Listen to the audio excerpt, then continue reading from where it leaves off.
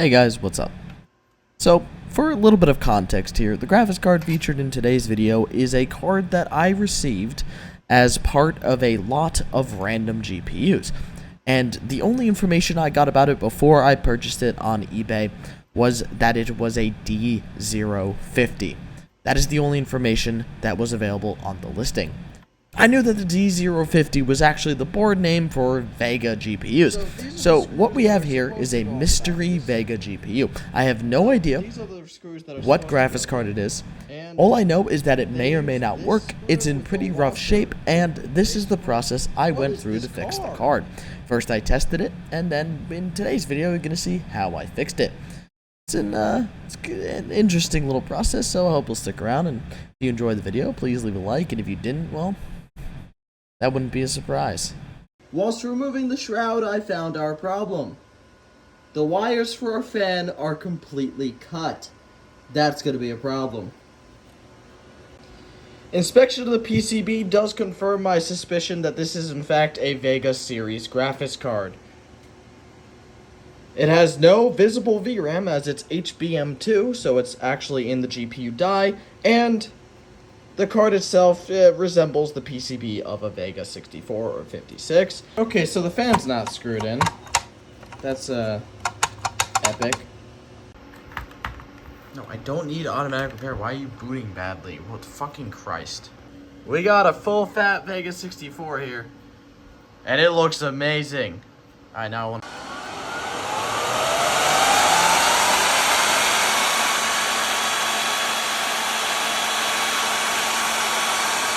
So I thought the lighting in this shot would look pretty cool with some nice light pink and green lighting.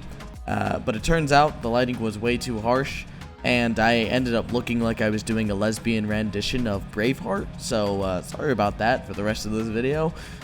Whoops. Unless it looks cool, in which case let me know, but I doubt anyone will. And so, that's how we ended up here. Now, this actually works, which is surprising. I strapped a super high RPM. Fucking gnats, dude. I slapped a super high RPM server fan onto the hole where the graphics card fan is supposed to go, and I plugged it into a SATA power, which runs it at max RPM, and it actually worked. It kept the card super cool and was super freaking loud, and unfortunately, as awesome and amazing as this thing looks, I simply just can't use it or sell it or do anything with it when it looks like this. So, unfortunately, gonna have to do something about that. And thankfully, they actually sell replacements on Amazon. Although it's more of a generic brand AMD fan or blower fan that should fit the build, and not an actual Radeon branded fan, although I do have one of those coming from China. But for now, we're going to use this and hope that it works. First things first, need to cut this fan off. I didn't bring anything to cut zip ties with, so I'm just going to try to use my hand.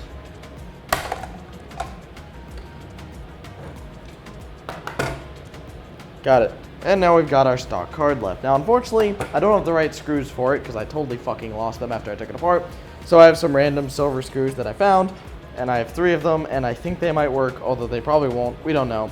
But the first thing we gotta do is get this top shroud off. And I'm trying to remember how to do that. I believe it's just these screws on the side here. Okay, if anybody has any recommendations on how to get rid of gnats besides, like, air conditioning, let me know. Alright, this should just come off now. There we go. Gotta remember to connect our RGB when we put this back on. Now, in theory, oh no. I gotta take this whole thing off because, of course, the fan cable routes through the bottom of it.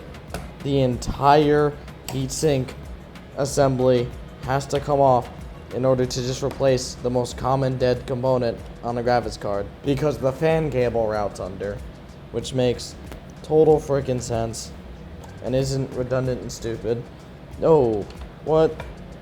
AMD being redundant and stupid? Never. I've never seen that before in my life. That's never happened. What AMD used to do with the R9 290, the R9 295, the R9 295 X2, the R9 390, the R9 390 X2, the R9 385, the R9 380, like Those are all the same card. I just named cards that were all the same thing. You'd be a madman to believe that they would do something like that.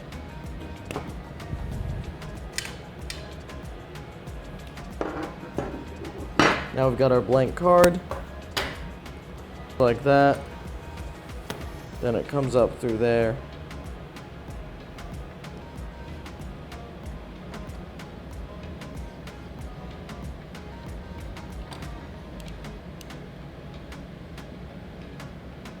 And connects to the card.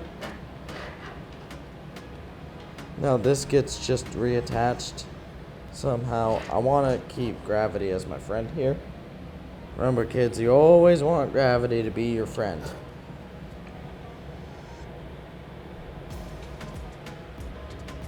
Are you kidding me? Are you fucking kidding me? You guys might not be able to see this, but a tiny surface mount, you can't see it. There's no way for you to see this. But a tiny surface mount component just came off the bottom of the fucking board. This thing might be dead. After all this effort, it might just be dead from that. And I don't think AMD will take this RMA. And of course the fan mounting screws worked. Darn. That's not good. Shoot. It looks like a fuse too. So maybe we're lucky and it's, oh no, there's no way. I don't even know where it came off. Okay, it's fine. There's still a chance this thing works. There's still a chance in hell that this card still works. It's a very small chance, but there's a chance. Damn. Shoot, I really wish that didn't just happen. Dang it. Oh, I'm upset. You know what? I'm gonna keep my hopes up. I'm gonna hope the card still works. I'm trying to stay optimistic. I'm sure that fuse was not important at all. I'm sure it served no critical purpose to power delivery. We now have a fully assembled Vega 56 with a fan. All it's left to do is give it a test. Let's grab something to test with, just anything. Do I have a fully built computer over here? So I've got this PC, which can at least serve to tell me whether the card can A, output video, and B, handle any kind of load.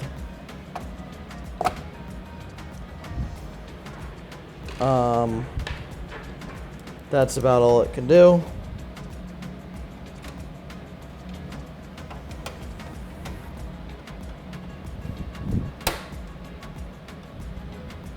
I haven't gotten any of my Windows drives back, so unfortunately, it's gonna run a mining OS, but thankfully, that is actually a really good way to see if your card can handle an intensive load, if your memory is all working, stuff like that. So, this USB up here has got my OS on it. If it catches on fire, I'm gonna be real fucking sad. Ready?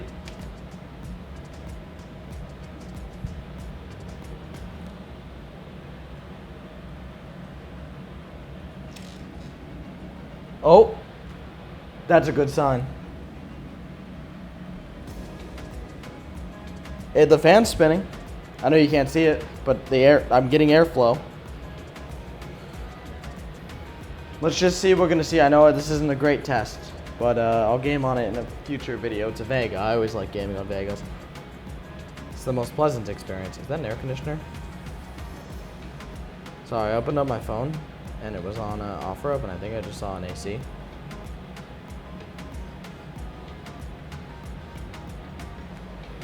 Wi-Fi enabled AC? I think it's too big for the window, but $300 is not bad. Okay, back to this. It at least displayed something. Are we gonna keep getting a display out? I'm checking the app right now, Hive. Sorry, I know mining bad, but it's just the best way to benchmark things. I know it's a little backwards, but it's for me the simplest way when I don't have any Windows drives that can easily make a Hive USB. Alright, it's got network, at the very least. The thickest Cat 7 cable or whatever. The thickest Ethernet cable I could find on Amazon. There's a chance it's just dead anyway. Oh, no, it's AMD 1 GPU. It's been recognized in the app as a Vega 56. Now, I'm going to reset my core clock and overclocking and stuff because it's an NVIDIA overclock, but it's working. It's running. Oh, hear that? It took our fan command. Come on, don't run out of time on the recording before we see a hash rate. We're looking for about 30 something. Maybe high 20s because of no OC yet. But yeah, we're definitely getting our fan controlled properly. We're getting a display out. And we're getting a hash rate. And that hash rate is, please don't run out of recording space, 30 mega hashes a second, drawing 164 watts, and the power